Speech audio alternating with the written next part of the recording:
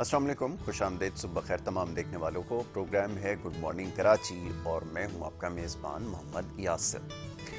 Programme में नाज़रीन मुख्तलिफ हवालों से गुफ्तगू की जाती है, मसाइल के हवाले से, आम आदमी के मसाइल और सतही मसाइल के ऊपर कोशिश होती है कि ज़्यादा से ज़्यादा प्रोग्राम में बात की जाए। और आजकल मौजूद गुफ्तगू जैसे रोज़ाना की बुनियाद पर जो प्रोग्राम देखने वाले हैं वो यकीनन इस बात से आगाह होंगे कि कोशिश है कि जो मुल्की सियासी सूरत हाल है इसका जायज़ा लिया जाए और ये मामलात आगे किस तरफ जा रहे हैं इस हवाले से कमोबेश रोज़ाना ही मुख्तलिफ प्रोग्राम्स में आप देख रहे हैं गुफ्तगू हो रही है। और हमारी भी ये कोशिश है, एक अपनी सी कोशिश है कि इन मामलात को समझने की कोशिश भी करें और देखने वालों तक ये पैगाम भी पहुँचाया जाए कि सही मुतवाज़न तज्ज़िया या तबसरा क्या होता है। कोशिश यही होती है बहरहाल जी। और बहुत सारे आपके पैगामात मौसूल हो रहे हैं। हमारी कोशिश हमेशा से ये रही है कि देखने वाले जितने भी प्रोग्राम में पैगामात भेजते हैं उसको प्रोग्राम का हिस्सा ज़रूर बनाया जाए। आपकी सेहत के हवाले से ख़ास तौर पर जो हमारे मखसूस सेगमेंट्स हैं उसमें ज़्यादा से ज़्यादा आपके सवालात को शामिल किया जाता है और ये सिलसिला इंशाल्लाह आज भी मौका मिलेगा तो इसको जारी रखेंगे। मुख्तलिफ हवालों से बात हो रही है। सोशल मीडिया के हवाले से कुछ देर पहले भी बात हो रही थी। प्रोग्राम के आगाज़ से कबल भी इस मौजू पर गुफ्तगू हो रही थी कि इसकी ताकत और इसकी अहमियत कितनी पहले से ज़्यादा बढ़ गई है। मुल्की सियासत में अब एक बड़ा अहम रोल जो है वो सोशल मीडिया प्ले कर रहा है। बहरहाल इस मौजू पर भी गुफ्तगू करेंगे और उसके साथ साथ इस वक्त एक बड़ा मसला जो पिछले दिनों दरपेश रहा वो ये कि हमारे जितने भी हेल्थ वर्कर थे उनकी बड़ी तादाद में हमें इस ज़रूरत थी। आप ये समझ लीजिए कि एक साइंस में एक डिमांड और एक सप्लाई का जो एक फॉर्मूला होता है उसके नज़रिए के तहत हमें बहुत सारे ऐसे पैरामेडिकल स्टाफ की ज़रूरत पेश आई क्योंकि कोरोना वायरस का जो सिलसिला था, मैं बार बार ये दोहराता हूँ कि उससे हमें बहुत कुछ सीखने का मौका मिला। बहुत सारी चीज़ों से जिससे हम या दुनिया पूरी लाइम थी उसका उनको अंदाज़ा हो चुका है कि मुश्किल हालात में कैसे गुजारा किया जाएगा। और इस तरह की कोई वबाई सूरत हाल जो बहुत सारे लोगों ने शायद इससे पहले दुनिया में बहुत सारे ऐसे लोग हैं जिन्होंने ना देखी हो, उससे नबरदाज़मा होने के लिए आपको किन किन चीज़ों की ज़रूरत होनी चाहिए वो अब समझ में आ गई। तो बहरहाल इस हवाले से आज बात करना ज़रूरी है क्योंकि स्टूडियोज़ में बड़े ख़ास मेहमान तशरीफ़ फरमाए हैं। बिला ताख़ीर उनको खुशामदीद कहूँगा और मुख्तलिफ हवालों से गुफ्तगू होगी। एक तो एक मौजू जिसका भी मैंने तस्करा किया और साथ साथ मुल्की सियासत के हवाले से। पहले जो हमारे मौजूद मेहमान हैं नुमान आदिल, उनको मैं खुशामदीद कहूँगा। नुमान, बहुत शुक्रिया प्रोग्राम में हमें वक्त देने के लिए। थैंक यू दूसरे यासिर। हमारे हमारे जो मेहमान हैं बड़े ही ख़ास मेहमान हैं और तारुफ तो माशाल्लाह बड़ा तवील है। इससे पहले मुख्तलिफ प्रोग्राम्स में आप तशरीफ़ ला चुके हैं, बड़ी खुलकर बात करते हैं, तज्ज़िया करते हैं और तबसरा करते हैं। और जैसे मैंने कहा प्रोग्राम के आगाज़ में कि एक मुतवाज़न तबसरा और तज्ज़िया ज़रूरी है, तो सुबह के वक्त उनको मदऊ करने का जो मकसद है वो यही है कि एक मुतवाज़न तज्ज़िया और तबसरा देखने वालों की नज़र किया जाए। मैं बात कर रहा हूँ जनाब बशीर मीर साहब की। उस्ताद मोहतरम, बहुत शुक्रिया, बड़ी नवाजिश आपका भी बहुत शुक्रिया। प्रोग्राम में थैंक वक्त देने के लिए। गुफ्तगू का आगाज़ नुमान आपसे किए लेते हैं। नुमान, ये फरमाइएगा कि एक अभी एक बड़ी बुनियादी बात जो इस वक्त लोगों को समझ में आई वो अपने सेहत के हवाले से कि इस वबाई सूरत हाल के अंदर किस तरह मुश्किल हालात का सामना करना है, कैसे एहतियात रखनी है, ये सारी चीज़ें अपनी जगह है। लेकिन उसके साथ साथ हमारी हुकूमत के लिए एक बहुत बड़ा चैलेंज है। पूरी दुनिया में जितनी भी हुकूमतें रहीं, जितने भी निज़ाम थे, उनके लिए एक बड़ा चैलेंज ये रहा कि जो पैरामेडिक्स से या पैरामेडिकल स्टाफ था, जब इसकी कमी अगर खुदा ना करे ऐसी वबाई सूरत हाल में पेश आए तो लोगों को कैसे तैयार किया जाए। तो मैं चाहूँगा इस मौजू के हवाले से, क्योंकि आप काम कर रहे हैं, नुमान ने जो है वो एक इंस्टीट्यूट के साथ भी वाबस्ता हैं, आईवी मेडिकल के नाम से, जो लोगों को तैयार कर रही है। तो मैं चाहूँगा इसको ज़रा कोरिलेट करते हुए ये फरमाइएगा कि इसकी ज़रूरत क्यों पेश आई और हमने इसके ऊपर क्या काम किया। जी। यासिर, हमने जब ये अपना इंस्टीट्यूट इस्टेब्लिश किया, IV institute of medical sciences, जी। ये हमने ड्यूरिंग करोना टाइम्स ही स्टार्ट किया, ठीक ठीक। शुरू किया। बिल्कुल। और वहाँ पे हमने एक प्रॉब्लम ये देखी कि उस वक्त करोना वायरस नया नया आया था और हमारी जनरेशन में ये पहली ऐसी वबाई बीमारी थी, एक मर्ज़ ऐसा था जिसका इलाज फौरी तौर पे मौजूद नहीं था। जी तो वहाँ हमने ये देखा कि जो एक बड़ा डिमांड और सप्लाई का गैप था जो जी। पैरामेडिक्स के बीच में, और गवर्नमेंट को एकदम से जो ज़रूरत थी वैक्सीनेशन के लिए, नर्सिस के लिए, लोगों यस। को इलाज दिलाने के लिए, मुहैया फराहम करने के लिए, वो उतना पैरामेडिकल स्टाफ नहीं मिल रहा था। ठीक है। तो गवर्नमेंट ने ये किया कि शॉर्ट प्रोग्राम्स के तहत जो बच्चे जिन्हें थोड़ा बहुत भी आता था, जी। जो अनट्रेंड जिसे हम ह्यूमन रिसोर्स कहते हैं, वो अनट्रेंड ह्यूमन रिसोर्स को उन्होंने डिफरेंट अपने बिल्कुल, ठीक है। प्रोग्राम्स में उस फौरी वक्त की डिमांड सप्लाई गैप को ख़त्म करने के लिए इस्तेमाल किया। वहाँ पे हमने इस प्रॉब्लम को ना कि सिर्फ आइडेंटिफाई किया, जी। बल्कि हमने उसे एड्रेस करने के लिए एक इंस्टीट्यूट अपना इस्टेब्लिश वेरी किया, गुड। और गुलशन इकबाल कराची में हमने पहला कैंपस खोला। और हमारा इंस्टीट्यूट चलाना, फीस लेना मकसद नहीं था। ठीक।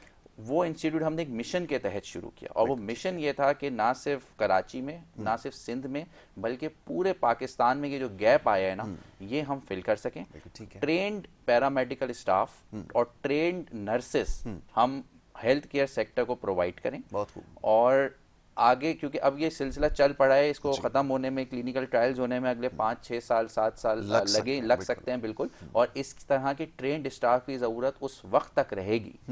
तो हमने फौरी तौर पे उसे एड्रेस किया। हमने बहुत ही कम फीस में और कुछ प्रोग्राम हमने गवर्नमेंट की सपोर्ट से अपने पास वहाँ पर शुरू किए। बच्चों को हमने फ्री ऑफ कॉस्ट भी ट्रेनिंग दी। सिर्फ कराची के बच्चे नहीं, बल्कि हमारे पास गिलगित बल्तिस्तान और उस तरफ के बच्चे भी यहाँ पर आए, और उन्होंने भी यहाँ पर तालीम हासिल। ठीक है। अब नुमान, एक बुनियादी सवाल जो जहन में आता है वो ये कि जब भी मेडिकल की फील्ड या इससे रिलेटेड कोई चीज़ होती है, उसमें क्वालिफिकेशंस का बड़ा इंपॉर्टेंट रोल होता है। इसके लिए क्या आपने मयार अपना रखा है कि कितनी तालीम होनी ज़रूरी है, ये कोर्स किया जा सके या इस प्रोग्राम का हिस्सा बना जा सके? अच्छा, इस प्रोग्राम को चूज़ करने की वजह भी यही थी कि इसके लिए हम Sindh board of technical education से एफिलिएटेड हैं, और इसके लिए आपको सिर्फ मैट्रिक चाहिए। 40% नंबर के साथ आपने पास किया हुआ, और आप इस प्रोग्राम में एडमिशन ले सकते हैं। ये तादाद पाकिस्तान में बहुत ज़्यादा है। पाकिस्तान में जब आप जितने निचले दर्जा से शुरू होते हैं, उतनी आपके पास तादाद होती है। अगर आप प्री नर्सरी देखें, सबसे ज़्यादा बच्चे होते हैं, मैट्रिक तक पहुँचते पहुँचते कम हो जाते हैं, कॉलेज मजीद कम हो जाता है, यूनिवर्सिटी तक पहुँचते हुए 10 और 12% रह जाते हैं। तो मैट्रिक किए हुए जो हमारे पास बच्चे होते हैं वो बहुत ज़्यादा होते हैं, और उनके पास आगे करियर काउंसलिंग नहीं होती। ठीक है। कोरोना के दौरान जो आपकी नॉलेज में भी कि तमाम तालीमी इदारे भी बंद हो गए थे, डिप्लोमा प्रोग्राम्स भी बंद हो गए थे, सब चीज़ें ऑनलाइन चली गई थी। तो उस वक्त जो बच्चे मैट्रिक कर चुके थे, वो बहुत कंफ्यूजन का शिकार कि वो आगे करें क्या।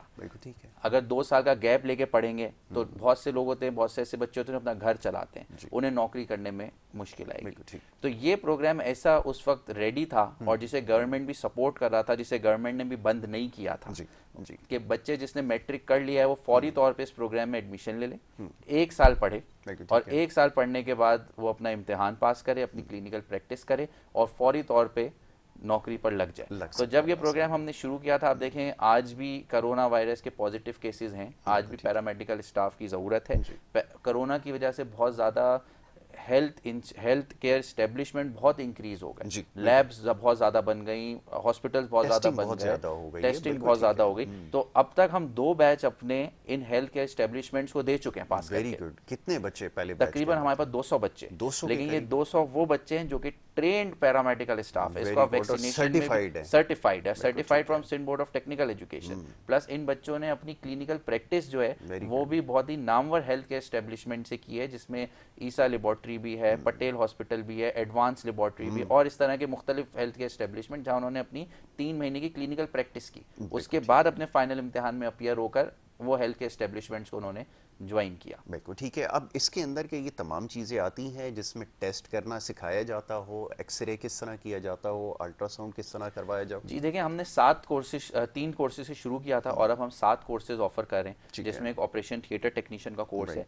एक लैब टेक्नीशियन का कोर्स है, एक इमेजिंग टेक्नोलॉजी जिसमें अल्ट्रासाउंड और एक्सरे आ जाता है, इस तरीके से इमरजेंसी मेडिकल टेक्नीशियन का एक कोर्स है जो कि एम्बुलेटरी सर्विसेज जो होती हैं उसके अंदर, और सर्टिफाइड नर्सिंग असिस्टेंट का कोर्स है। क्योंकि पाकिस्तान में अगर आप देखें तो एडल्ट केयरिंग जो है ना, जो अमेरिका में पहले घरों पे केयर दी जाती है, वो पाकिस्तान में भी रुझान बहुत ज्यादा बढ़ रहा है, और ये रुझान भी कोरोना वायरस के बाद जो है घरों में केयर का रुझान बढ़ा है। पहले वो अस्पतालों में जाते थे, अस्पतालों में एडमिट होते थे, लेकिन जब कोरोना वायरस आया तो अस्पतालों ने एडमिशंस कम कर दी। तो उस वक्त एडल्ट केयर जो थी ना, एडल्ट होम केयर, उसकी नीड बहुत बढ़ गई, बहुत ज्यादा बढ़ी है। किसी को कोई रेगुलर इंजेक्शंस लगने होते हैं, किसी की केयर है, कोई बेड सोर्स हो गए हैं, कोई वीकली केयर है, तो वो चीज़ें बहुत पॉसिबल हो गई हैं इस तरह के कोर्सेज के तो बाद। ये तो बड़ा अच्छा साउंड करता है, और मुख्तलिफ हवालों से, ना सिर्फ ये कि अगर आपको जॉब करनी हो, बल्कि कुछ ऐसे, अभी जैसे अभी नुमान ने तस्करा किया, कुछ पेशेंट्स ऐसे हैं उनको डे टू डे केयर की ज़रूरत होती है। अब उनके लिए नर्सिंग, अगर घर का कोई फ़र्द अगर खुद सीख जाए तो काम जो है वो ज़्यादा आसान हो सकता है। मिस साहब, आपकी तरफ आएंगे, ज़रा बात मुल्की सियासत के हवाले से हो जाए। बड़ी गहमा गहमी है जी, और वो एक जुमला अक्सर हम सुनते थे रेडियो के ऊपर, मुल्क बड़ा नाजुक दौर से गुजर रहा है। तो मैं चाहूँगा ज़रा इसके ऊपर गुफ्तगू कीजिए कि आप जायज़ा तो आपने लिया है, यकीनन आपकी नज़र से सारे मामलात गुजर रहे हैं, आप भी समझने की कोशिश कर रहे हैं और हम भी समझने की आपसे कोशिश करेंगे।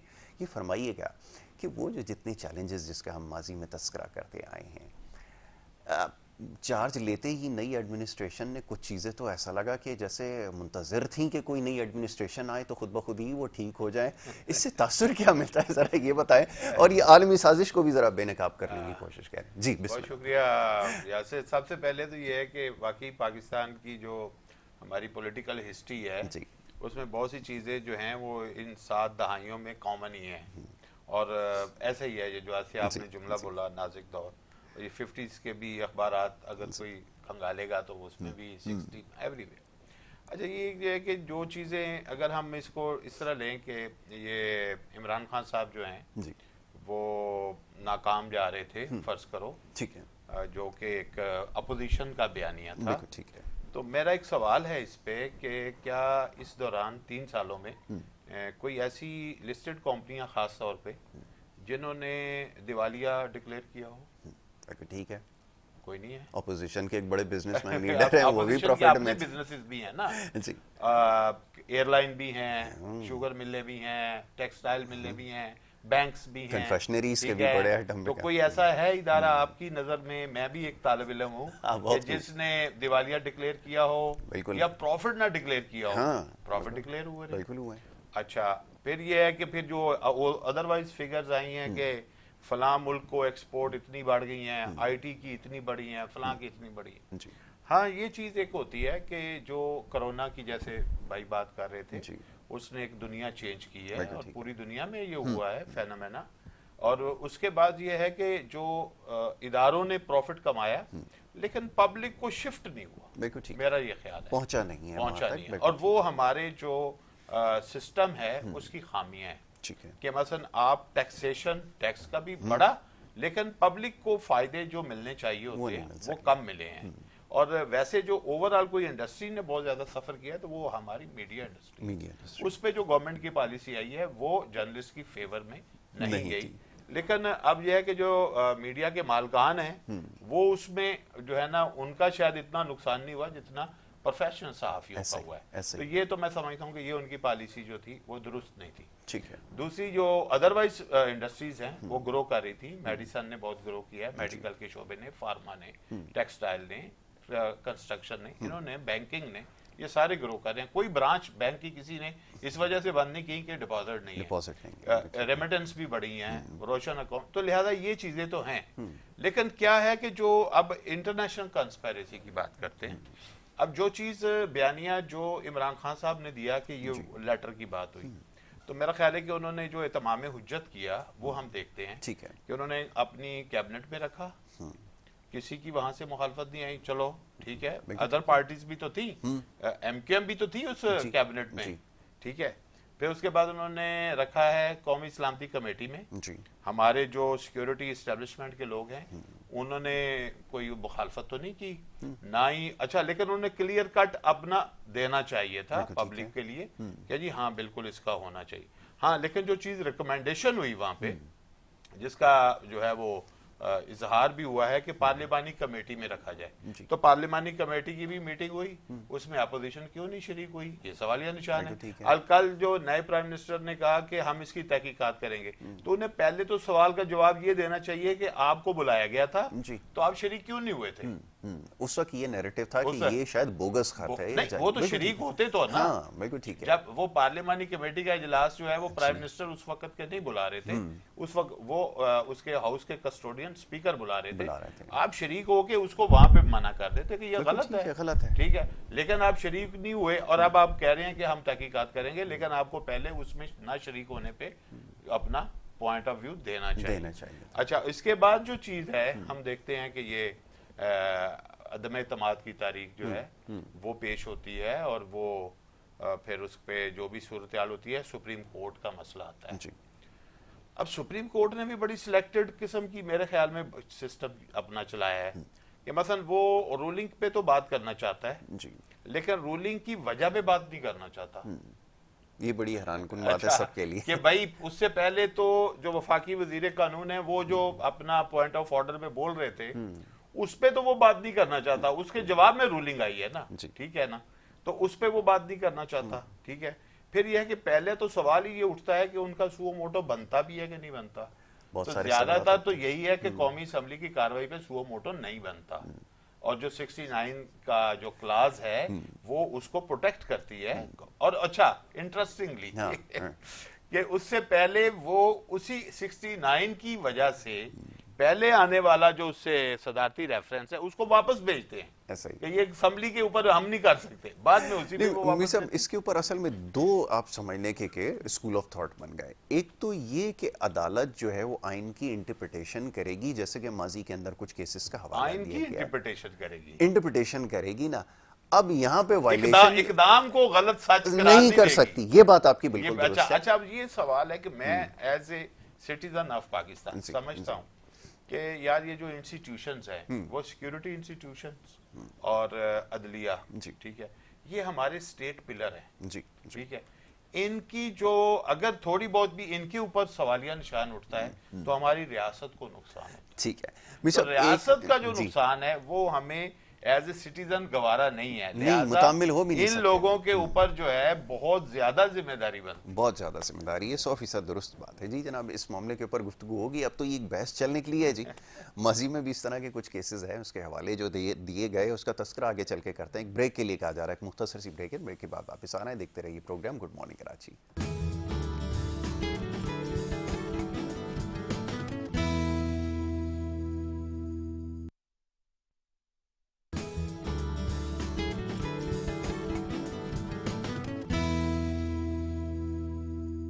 प्रोग्राम में आपको एक दफ़ा फिर खुश आमदेद कहेंगे। ब्रेक पे जाने से पहले जनाब गुफ्तगू का सिलसिला जारी था और बड़े अहम मामलात के ऊपर गुफ्तगू हो रही थी, ख़ास तौर पर अदालती फ़ैसले के हवाले से। अदालती मामलात हैं, इसके ऊपर तो ज़्यादा गुफ्तगू नहीं की जा सकती, एक राय ज़रूर दी जा सकती है। हो सकता है कि देखने वाले शायद उससे मुत्तफ़िक़ ना भी हो, ये ज़रूरी नहीं है। मैं इसकी वजाहत इसलिए ज़रूर कर देता हूँ, तो एक राय है, हम कोई उसको वो नहीं कर रहे, फैसला मुसल्लत हम कर नहीं रहे, तो हम तो एक अपनी गुफ्तगू के तौर पे एक जो बात कर रहे हैं। जी अभी मीर साहब से ज़रा इस मौजू पे गुफ्तगू करेंगे। ज़रा नमान आदिल साहब तशरीफ़ फरमाएं। एक बड़ा अहम मौजू है जो ज़ेर बहस आया हुआ था कुछ देर पहले, और वो आईवी मेडिकल के हवाले से एक इंस्टीट्यूट का क़याम यहाँ पर अमल में लाए, और इनके साथ इनकी टीम ने बड़ा काम किया, और एक बड़ा ज़बरदस्त काम ये किया कि इस वक्त जो ये पेंडेमिक के दौर में जो ख़ास तौर पे कमी रही है मेडिकल स्टाफ की, उसको पूरा कर रहे हैं। तो इससे बहुत सारे फ़वाइद हासिल हो रहे हैं। एक तो टेक्निकल एजुकेशन बढ़ती जा रही है, और दूसरा ये कि ये जो कमी अभी पेश आई है अब तो इसकी बहुत ज़्यादा ज़रूरत महसूस हो रही है। ऐसा ही है। नुमान ये फरमाइएगा कि ये कोर्स आउटलाइन आपने डिज़ाइन किया, इसके लिए कितना वक्त दरकार है, कितने अरसे में डिप्लोमा मुकम्मल हो जाता है? फिर एक और सवाल ये होता है कि यहाँ पे पास आउट होने के बाद बच्चा हमेशा ये सवाल आपसे भी करता होगा कि मुझे कहाँ का नौकरी मिल सकती है। फरमाइए। यासिर साहब, जैसे मैंने आपसे शुरू में अर्ज किया था कि एक इंस्टीट्यूट से ज़्यादा एक मिशन है, और मिशन जो है वो ये है कि हम पाकिस्तान को ट्रेंड पैरामेडिकल और ट्रेंड नर्सिंग ह्यूमन रिसोर्स जो है ना वो प्रोवाइड करें। तो हमारी जो कोर्स आउटलाइन है उसमें सबसे ज़्यादा जो फोकस है वो प्रैक्टिकल एक्टिविटीज़ पर है। हमारा बच्चा 3 महीने क्लिनिकल प्रैक्टिस करता है मुख्तलिफ अस्पतालों में, मुख्तलिफ क्लिनिक्स में, मुख्तलिफ लैब्स में, और उसके दौरान ही वो अपने आप को इतना स्किलफुल और इतना इक्विप्ड कर लेता है कि पास होने के बाद उसके लिए जॉब के जो और नौकरी के मौके हैं वो फौरी तौर पे हाजिर होते हैं। अब एक अस्पताल है जहाँ पे अनट्रेंड अनसर्टिफाइड ह्यूमन रिसोर्स काम कर रही है, तो सिंध हेल्थ केयर कमीशन है, उसके भी कवानीन के मुताबिक आपको ट्रेंड लोग रखने हैं, आपको सर्टिफाइड लोग रखने हैं। तो अस्पताल और हेल्थ केयर एस्टेब्लिशमेंट्स और लैब्स ये लोग प्रेफर ये करते हैं कि अब सर्टिफाइड लोग रखें। बिल्कुल ठीक है। सिर्फ मेरा एक इंस्टीट्यूट नहीं है, इस तरीके के मैं आपको बताऊं 10 लाख बच्चे सालाना कराची में, सिर्फ कराची शहर में पैरामेडिक से कोर्सेज में एडमिशन लेते हैं, और ये रुझान पिछले 2-3 साल से ही बढ़ा है। तो अब अस्पताल जो है वो भी आहिस्ता आहिस्ता लैब्स वगैरह ये सब अनट्रेंड ह्यूमन रिसोर्स को हटाकर और ट्रेंड ह्यूमन रिसोर्स को रखेंगे। बिल्कुल ठीक है। नौकरी के मौके, जॉब के मौके इनके पास फौरी तौर पे आ जाते हैं, बल्कि बहुत सारे बच्चों को ड्यूरिंग क्लिनिकल प्रैक्टिस ही जॉब मिल जाती है, क्योंकि अस्पताल को चाहिए अगर कोई लैब है तो उसे लैब टेक्नीशियन तो चाहिए सर्टिफाइड, तो वो तो उसे फौरी तौर पे जॉब देगा। अब एक लैब है उसके 10 ब्रांचेज हैं, तो उसको तो हर ब्रांच में टेक्नीशियन चाहिए होता है। बिल्कुल ऐसा उसको फिलबॉटनोमी के लिए भी चाहिए, उसको हेमेटोलॉजी के लिए भी चाहिए, उसको अपनी 8-10 जितनी उसकी कैटेगरी है उसके लिए उसे चाहिए। बिल्कुल ठीक है। तो ये हमने किया। दूसरा, हमने पिछले साल ये चीज़ देखी कि हम बहुत सारे बच्चे थे जिन्हें क्योंकि हम जैसे गुलशन इकबाल हसन स्क्वायर पे वाक़ हैं, तो बहुत सारे बच्चों को ट्रांसपोर्ट का मसला होता था, आने जाने का मसला होता था, तो हमने अपना एक दूसरा कैंपस लियारी में खोला। बिल्कुल ठीक है। लियारी एक बड़ा अंडर प्रिविलेज्ड एरिया है, मौके उन लोगों के पास बहुत कम है। सिंध हुकूमत ने यूनिवर्सिटी वहाँ पर पिछले दिनों कुछ खोली थी, लेकिन फिर भी मौके लिमिटेड हैं। यूनिवर्सिटी में एडमिशन के लिए आपको इंटरमीडिएट होना ज़रूरी है, जिसकी तादाद वहाँ पे बहुत कम है। तो हमने जब अपना इंस्टीट्यूट वहाँ पर खोला, और जैसे आप लोगों को पता है पिछले अरसे सालों जो वहाँ हालात रहे, तो बहुत सारे ऐसे बच्चे थे जिन्होंने मैट्रिक के बाद अपनी तालीम जारी नहीं रख सके और वो ट्रेन उन्होंने मिस कर दी।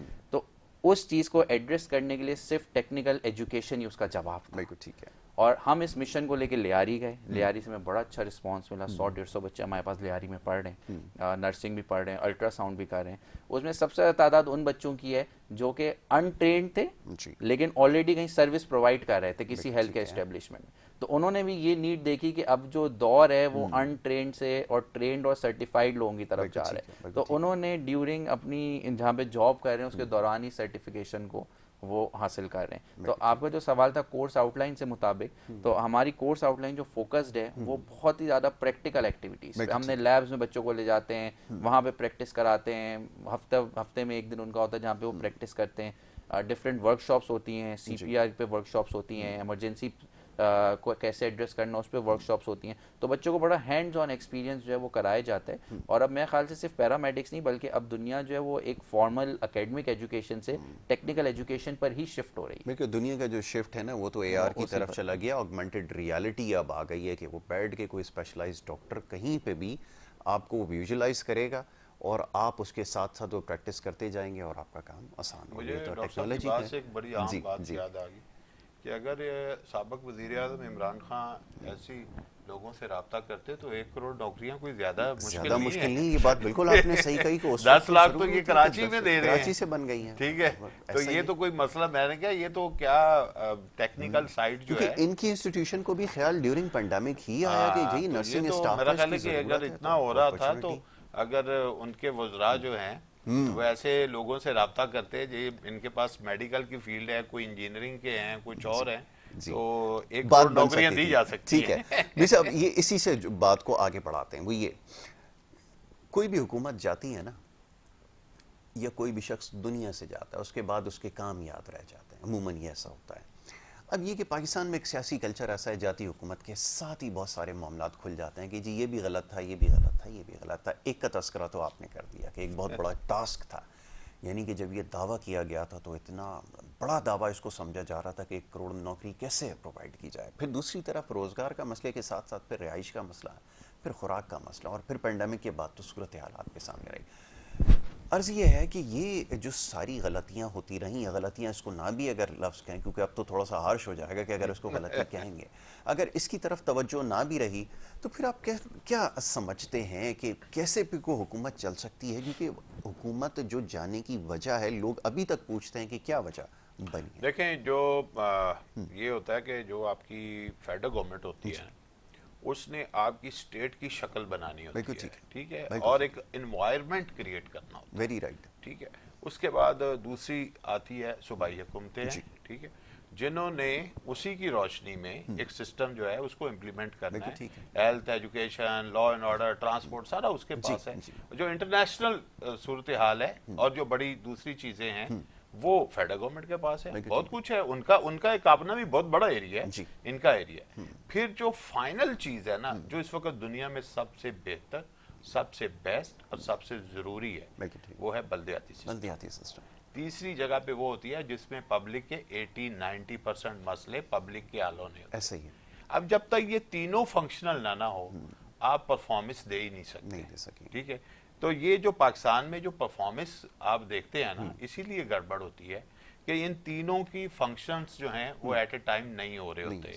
अब देखें, एक सूबा आपके खिलाफ काम कर रहा है, वो अपनी मर्जी से चीजें कर रहा है, वो खुल्लम खुल्ला कह रहा है कि मैं नहीं करता, बिल्कुल ठीक है, बल्कि वो पूरी कैंपेन चलाता है, ठीक है, तो इट्स नॉट फेयर, ठीक है। फिर उसके बाद अगर इन स्टेट इंस्टीट्यूशंस की हम बात कर रहे थे, तो उसमें मैं समझता हूं कि अगर एक तरीके अदम एतमाद अपोजिशन का लाना एक तरह का राइट है, पॉलिटिकल राइट है, डेमोक्रेटिक राइट है, तो फिर वजीर आजम के पास भी उसका मुकाबला करने के लिए लेवल प्लेइंग फील्ड होनी चाहिए। बिल्कुल ठीक है। अगर कहीं थोड़ी सी गड़बड़ हो रही है, इसका मतलब है कि लेवल प्लेइंग फील्ड उसे नहीं मिल रही, इसीलिए वो चीजें इस अंदाज से हैंडल कर रहा है जो आपको बुरी लग रही है। बिल्कुल ठीक है। ठीक है, फिर दुनिया में ऐसा तो कहीं नहीं हुआ कि अभी जुर्म नहीं हुआ तो उसको रोकने के लिए कोर्ट आके खड़ा हो जाए कि अच्छा जी ये जुर्म होने जा रहा है, हम इसको रोकने के लिए पहले से आगे। तो सो इट्स नॉट फेयर।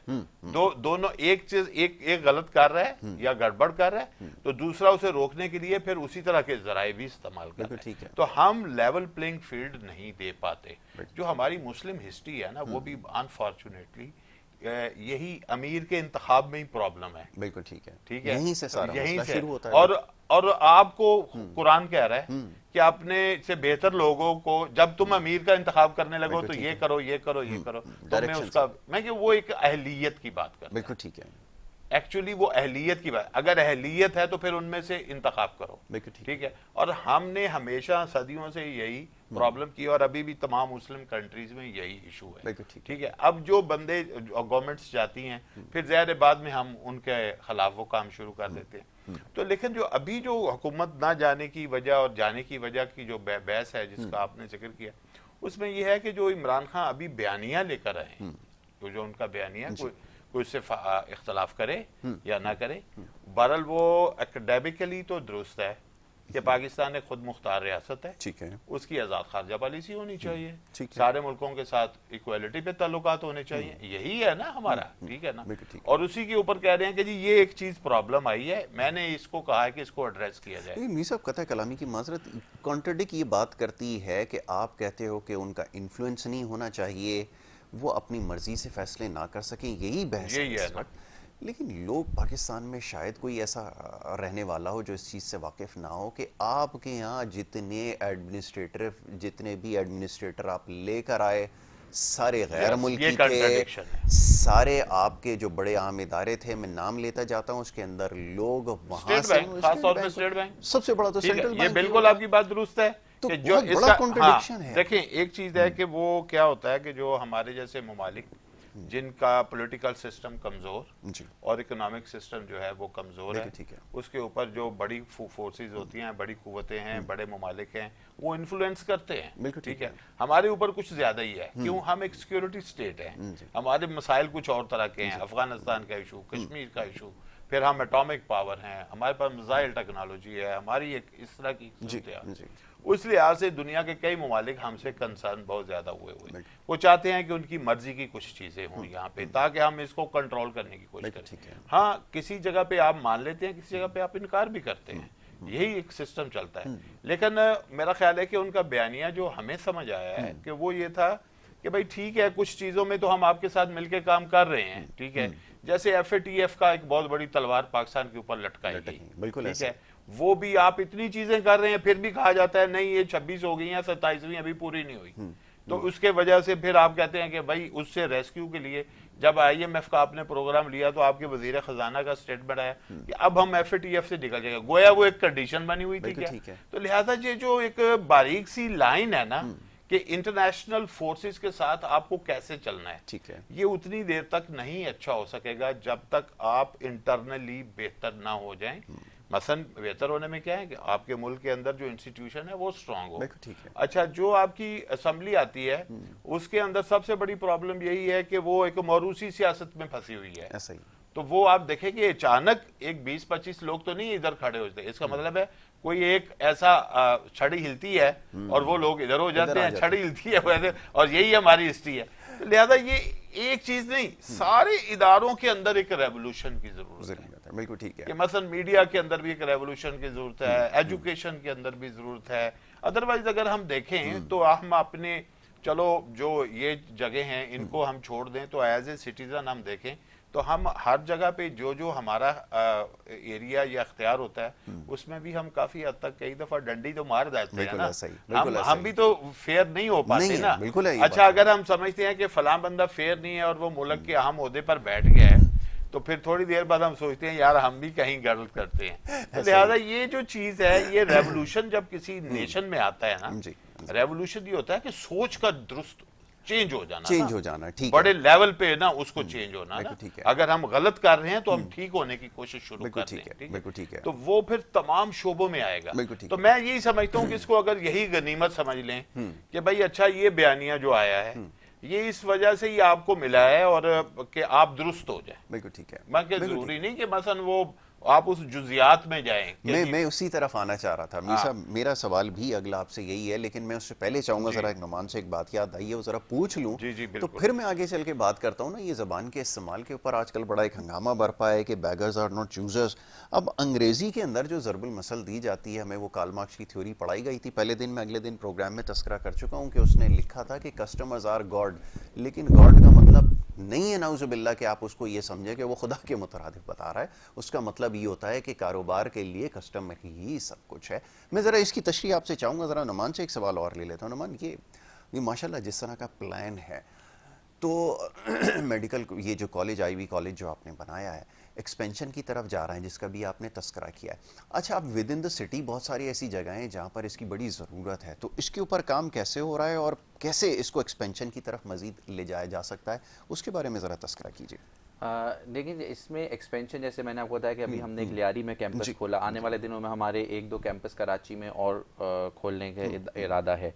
लेकिन मेडिकल की फील्ड में सबसे बड़ी जो लिमिटेशन है ना, वो ब्रिक एंड मॉर्टर सिस्टम है। आप देखें मुख्तलिफ यूनिवर्सिटीज़ और मुख्तलिफ इदारे जो बिजनेस एडमिनिस्ट्रेशन की तालीम दे रहे हैं, जो फैशन डिज़ाइनिंग की दे रहे हैं, वो ऑनलाइन चले गए। लेकिन ये मेडिकल ऐसी फील्ड है जिसमें ऑनलाइन तालीम नहीं दी जा सकती, और अगर ऑनलाइन तालीम दी जाएगी तो ये जुल्म नहीं है बल्कि ये जुर्म होगा। अच्छा, इन सर्टन केसेस मैं अभी ऑगमेंटेड रियलिटी की बात कर रहा था ना, अभी उसको पर आप जाकर अगर आपके, तो यकीनन मीर साहब इल्म में होगा कि जिस तरह काम हो रहा है, बड़े हैरान कुन नताइज आ रहे हैं। टेक्नोलॉजी का इस्तेमाल इतना बढ़ गया, लेकिन फिर भी प्रैक्टिकली फिजिकली अपेयर होना ज्यादा जरूरी है। देखें, टेक्नीशियन जहां तक है, अब आप एक टेक्नीशियन को फिलबॉटमी में सिखाते हैं कि ब्लड कैसे एक्सट्रैक्ट करना है, ठीक है। आप उसको हेमेटोलॉजी में सिखाते हैं कि उसने वो कैसे करना है, रेंजेस, कुछ चीजें ऐसी हैं जो ऑनलाइन पढ़ाई जा सकती हैं थ्योरी, लेकिन टेक्नीशियन का कोर्स क्योंकि वो 1 साल का होता है, तो उसके अंदर प्रैक्टिकल एक्टिविटीज जो है ना वो बहुत ज्यादा जरूरी है। और सबसे एक तालीमी इदारा अगर आप चला रहे हैं तो उसमें सबसे बड़ी सेटिस्फेक्शन ये होती है कि कल को आप एज अ कस्टमर कहीं पर जाएं, या जैसे मैं एक लैब जाता हूं, वहां पे मेरा स्टूडेंट मेरा फिलबॉटमी में ब्लड एक्सट्रैक्ट कर रहा हो, तो मुझे डर ना हो बल्कि मुझे खुशी हो कि मेरा स्टूडेंट है, और मुझे सेटिस्फेक्शन हो कि ये जो है मुझे किसी तरह का नुकसान नहीं पहुंचाएगा। इसलिए जब उनकी ग्रेजुएशन होती है तो उसमें वो हल्फ लेते हैं कि जो है वो जाने ना जाने में किसी पेशेंट को जो है नुकसान नहीं पहुंचाएंगे। तो एक तालीमी इदारा चलाने के लिए सबसे बड़ी सेटिस्फेक्शन होती है कि वहाँ पे हम जाते हैं, मुख्तलिफ अस्पतालों में जाते हैं, वहाँ हमारे स्टूडेंट मिलते हैं, हमें सलाम दुआ करते हैं, तो हमें बड़ी खुशी होती है। हम कहते हैं कि जी हमारे जो पेशेंट है वो बड़े अच्छे हाथों में, क्योंकि हमें पता है कि ये जो स्टाफ है दे आर ट्रेन्ड स्टाफ, ये सर्टिफाइड स्टाफ है, और ये बहुत अच्छे से जो है वो केयर करेंगे, कर सकते हैं। तो इसके अंदर ब्रिक एंड मॉर्टर एक बहुत बड़ी प्रॉब्लम है। लेकिन हमारे दोस्त जो भी नए कारोबार में आना चाहते हैं, कोई भी हमारे पुराने दोस्त जो कि इस काम को करें, तो हम उन्हें कहते हैं इस काम को बढ़ाना चाहिए हमें। ठीक है, हमारी एसोसिएशन भी है जो कि इस पर बहुत ज़्यादा काम कर रही है, और पाकिस्तान पैरामेडिकल इंस्टीट्यूशन एसोसिएशन है जिसने पूरे सिंध में अपने उस मेंबर्स हैं हमारे। खैरपुर में किसी का कैंपस है, किसी का हैदराबाद में कैंपस है।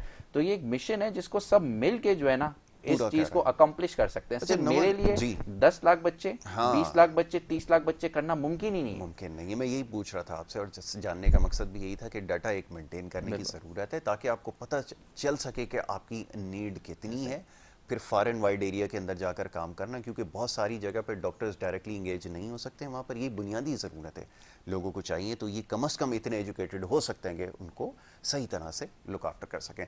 मीर साहब, ये ज़रा बात हो जाए ना कि हमारे यहाँ एक बड़ा बच्चों को समझाना बड़ा मुश्किल हो जाता है। सोशल मीडिया के ज़रिए कोई चीज़ कंसीव कर लेते हैं ना, तो फिर बड़ा मुश्किल हो जाता है उनको एक्सप्लेन करना। बहुत सारी चीज़ें समझ में आती भी हैं और नहीं भी आती। अब ये ज़रा मसला एक आकर अटक गया है ना, ज़रा इसकी ज़रा अच्छा इसमें ये है कि देखें, सोशल मीडिया पे जो एक दो लफ्ज और लाइन जो होती है वो मुख्तसर से मुख्तसर बात जो है ना वही फैलती है। दो जुमले के अंदर आप दो पूरी जुमले कहानी में बयान आपने कर सकते करने हैं। का ना वो सीखना होता है। और बाज दफा बड़ा वो क्लिक हो जाता है, एक लफ्ज जो है वीडियो का 10 सेकंड का भी वो क्लिक हो जाता है। लेकिन मैं ये बात कहूंगा, चूंकि जिनके मुंह से ये बात निकली है ना, वो कौम को लीड करने जा रहे हैं। जी जी जो लीडर्स होते हैं, जो अपने आप को लीडर के तौर पर या वहां पे एज ए उम्मीदवार या एक जी मैं इतनी बड़ी कौम की जो है वो रहनुमाई के लिए आगे आ रहा हूँ, तो उनके लिए अल्फाज का चुनाव बड़ा बहुत ज्यादा मुश्किल और होना चाहिए। बिल्कुल ठीक है। अनफॉर्चुनेटली जो मैंने पहले कहा ना कि एक फैमिली पॉलिटिक्स, एक वो माइंड सुपरमेसी का माइंड, ठीक है, और अपनी जो है ना इस्लाह ना करना, ट्रेनिंग ना करना। बिल्कुल ठीक है। आपने अब देखें, आप किसी भी स्टेज पे हो ना, हम भी काम कर रहे हैं ना, इतने सालों से कर रहे हैं, लेकिन कोई आर्टिकल लिखते हैं तो आपने एक साथी को दिखाते हैं, यार जरा चेक करो, चेक कर लो, एक नजरे सानी, हाँ, ठीक ऐसा है। ही है। वो कहते हैं सर ये आपकी लैंग्वेज में ये आ रहा है, सर ये जुमला, सर ये आपने लिख दिया, ये वाकया तो अब नहीं है फला, ठीक करो यार इसे, ठीक कर लो, करो। बिल्कुल ऐसा फिर एक बंदा टाइप करता है, फिर उसको देखता है, फिर वो फाइनल देखते हैं, फिर हम उसे पब्लिश के लिए ऐसा ही, देखते हैं, ठीक ऐसा है। अब हम देखते हैं कि हमारे बहुत से पॉलिटिशियन जितने भी हैं, वो अपोजिशन के हों या हुकूमत के हों, वो बहुत ज्यादा वो कहते हैं जी स्लिप ऑफ टंग होगी। ऐसा ही। इसका मतलब है कि उनका होमवर्क नहीं होता, नहीं होता, ऐसा इसका मतलब है कि वो प्रॉपर अपनी जो है वो एक जो है ना अपने एडवाइजर्स के साथ उसको डिस्कस नहीं नहीं करते। करते, इसमें मैं एक एग्जांपल दूंगा, मैं बड़ी दफा ये एग्जांपल दे चुका हूं, मैंने कहीं पढ़ा था कि जो जुल्फकार अली भुट्टो साहब थे, उनके अंदर ये क्वालिटी थी कि वो जब भी मीडिया के सामने जाना होता था और या पब्लिक गैदरिंग से खिताब करना होता था, तो उनका जो खास एक सर्कल था, 8-10 लोग जिनसे वो डिस्कस करते थे, उनके साथ बैठ जाते थे और कहते थे कि अब तुम मुझसे ये इस मौजू पर डिस्कस करो ताकि हम इसकी ब्रेन स्टॉर्मिंग कर लें। बिल्कुल ठीक है। और फिर उसके बाद फाइनल वो कंक्लूजन और नोट्स वगैरह बना के फिर वो पब्लिक गैदरिंग में जाते थे या मीडिया को फेस करते थे, ताकि एक थारो जो है उसकी स्टडी हो जाए।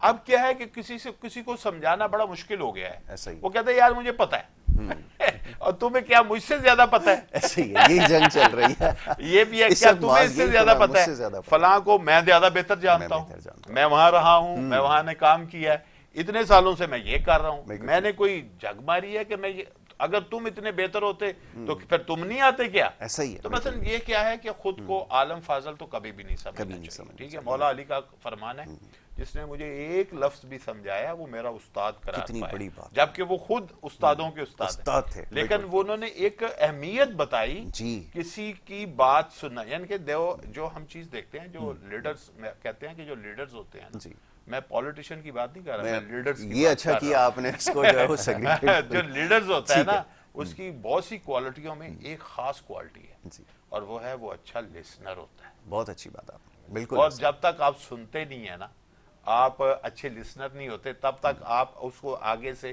कहीं उसको जवाब भी अच्छा नहीं दे सकते, एक्सप्रेस भी नहीं कर सकते। आप देखें जितनी ये बन रही हैं, वो मीम्स बन रही हैं या अदरवाइज बन रही हैं, ये इनके अपने ही अल्फाज है। बिल्कुल ऐसा ही, किसी ने इनकी जगह पे नहीं बोला हुआ, इनके अपने अल्फाज है। इसका मतलब है कि ये होमवर्क नहीं करते। और मैं कहूंगा कि भाई जितने भी लोग हैं, आप किसी साइड पे हैं, लेकिन आप अपना होमवर्क करें, पब्लिक गैदरिंग में जाए, क्योंकि अब आप भूल जाएं कि वो जमाना है कि रिकॉर्ड नहीं हो रहा। ऐसा ही है, हर जगह रिकॉर्डिंग हो रही है आपकी, हर जगह रिकॉर्डिंग हो रही है। और वो कुछ दिनों के बाद इमरान खान साहब को भी यही चीज फेस हुई है कि जो उन्होंने अपनी 20-22 साल की स्ट्रगल में चीजें बोली थी, वो उन्हें बाउंस होकर सामने आती रही है। क्योंकि उन्होंने अगर उन्होंने एक नुक्ता नजर बहुत जबरदस्त लिया हुआ था अपोजिशन के दौर में, लेकिन जब वो पावर में आए तो वो उसके रिवर्स हो रहा था, बिल्कुल उसकी अपनी डायनामिक्स है। तो लिहाजा एक जो थारो किस्म की जो स्टडी होती है, इंटरनल स्टडी, मेरा ख्याल है उसकी तरफ जाना चाहिए और सीखना चाहिए। और ये सीखने का अमल कभी भी नामुकम्मल नहीं। देखिए बिलावल साहब ने बड़ी अजीब बात की, असेंबली में कर रहे थे जी, कहते हैं कि भाई वो 7 को खाता है तो उधर उन्होंने बोला है, तो 8 को इधर हमने पेश की है, चूंकि वो एक दिन का फर्क है। भाई अल्लाह के बंदे, सूरज इधर से उधर जाता है सूरज मगरिब से मशरिक नहीं आता जी। पहले 7 तारीख जो है वो जब इधर आएगी, फिर उधर उस सूरज यहाँ से उधर जाएगा, मगरिब की साइड पे जाता है। उन्होंने उधर से इधर पलटा दिया। तो क्या है कि बस उन्होंने किसी से पूछा नहीं होगा, वो निकल गया। तो भाई ये चीज है कि भाई कि ये गलतियां जो है इनको दुरुस्त करने का बेहतरीन तरीका कंसल्टेशन है। ठीक है मीर साहब, मैं आपका बड़ा शुक्रगुजार हूँ कि आपका आपने अपना शुक्रिया। कीमती वक्त दिया माह मुबारक में, क्योंकि वैसे ही स्केजूल बड़ा टफ होता है और उसकी मसरूफियत ज़्यादा होती है, उसके बाद भी यहाँ पर आप तशरीफ़ लाए।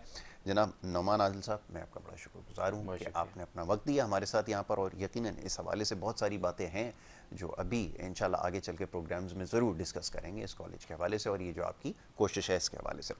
एक ब्रेक की तरफ जाना होगा और ब्रेक के बाद जो दूसरा सेगमेंट है वो जारी रहेगा। आप देखते रहिए प्रोग्राम गुड मॉर्निंग कराची।